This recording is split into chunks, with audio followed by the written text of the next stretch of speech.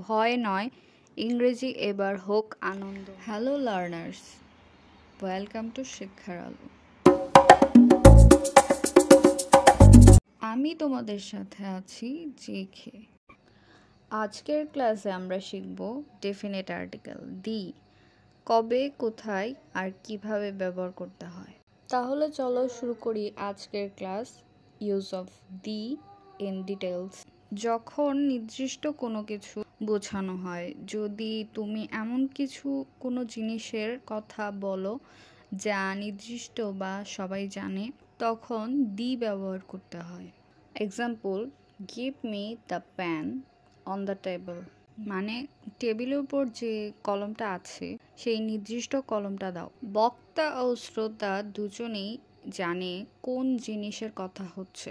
Example, close the door, দুইজনেই জানে কোন দরজা বন্ধ করতে হবে। পৃথিবীতে যেসব জিনিস একটিই আছে। Example, the sun rises in the east, সূর্য পৃথিবীতে একটিই আছে, তাই এখানে দি ব্যবহার করা হয়েছে। নদী, সমুদ্র, মহাসাগর, মরুভূমি ও পাহাড় শ্রেণীর নামের আগে দি বসে। Example, the Nile, the Pacific Ocean, the Sahara desert, the Himalayas. Superlative অ্যাডজেক্টিভের আগে বেস্ট, টলেস্ট, মোস্ট বিউটিফুল এসবের আগে সবসময় দি বসে। Example, she is the best student in the class. Example, the Taj Mahal, the Eiffel tower.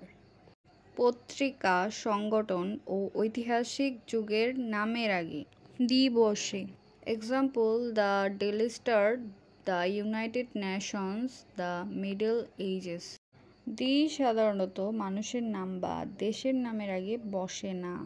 Example, Bangladesh, না যে দি বাংলাদেশ, কিন্তু যদি দেশের নামের মধ্যে অফ থাকে বা বহুবচন হয় তখন দি বসে। Example, the United states, the Philippines, the Netherlands. Practice part. এখন তোমাদের কাজ নিচের বাক্যগুলোতে দি কোথায় বসবে চিন্তা করে লেখো।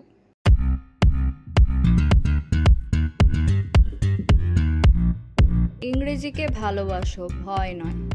জেকে আছে তোমাদের পাশে। শিক্ষার আলো বাই জেকে। ভালো লাগলে লাইক করো, সাবস্ক্রাইব করো আর শেয়ার করো। দেখা হবে পরের ক্লাসে।